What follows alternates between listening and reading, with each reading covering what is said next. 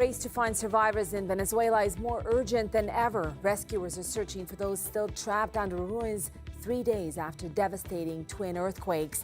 International teams have arrived to help as the crucial window for survival draws to a close.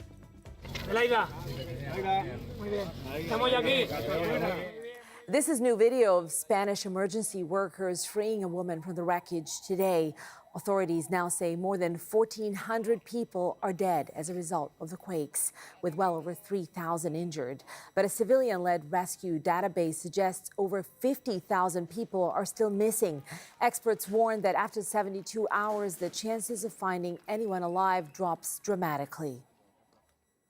And the scope of the devastation continues to be revealed as the days go on. This is new drone video of one of the hardest hit areas in ruins after Wednesday's disaster. The powerful quakes struck within seconds of each other. Authorities say there have been 430 aftershocks since. The CBC's Katie Simpson leads off our coverage. She has just arrived in Cúcuta, Colombia, which is on the border with Venezuela. Katie, tell us what's happening where you are in terms of facilitating aid. Well, this is one of several marshalling points that aid organizations are using to sort of facilitate the transfer of aid through Colombia into Venezuela.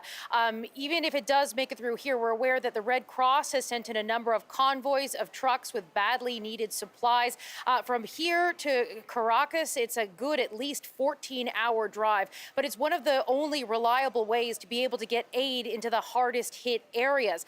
We got an update from the Canadian Red Cross about the $5 million the Canadian government pledged in aid to the victims of this earthquake. That was actually, part of that aid was actually delivered on Friday, we are told by the Canadian Red Cross. It includes blankets, foldable beds, tarps, waterproof tarps, as well as water filtration kits, as well as cleaning supplies. The Canadian government has said it is considering additional support, but that is what is on its way to the people who have survived, who are in desperate need right now.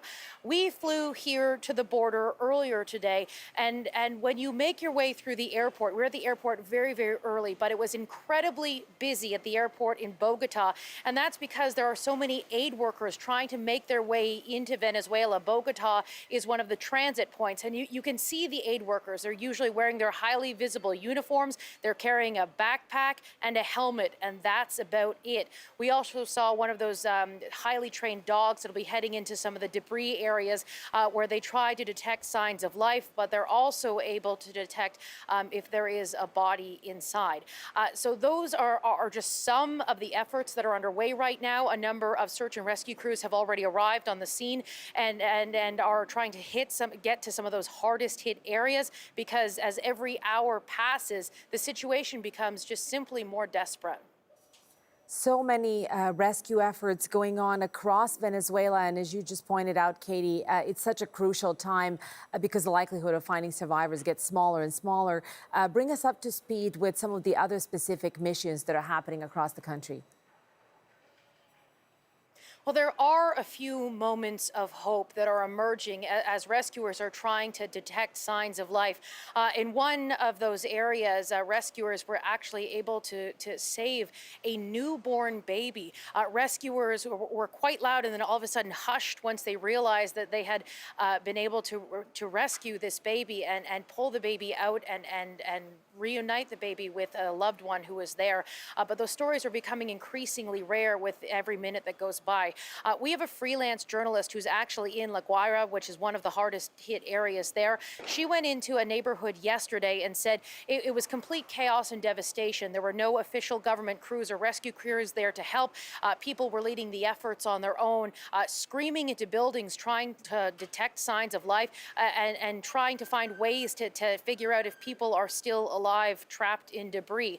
She went back to that same neighborhood today, the freelance journalist, and she said there was some help on the ground there, a sign that things were getting a little bit better, at least in that specific neighborhood, that there were some emergency crews and some equipment there. But again, there have been widespread complaints about how the Venezuelan government has not been able to meet this moment. After years of corruption and economic mismanagement, the public and emergency services, they are simply inadequate to deal with a crisis of this scale and this scope.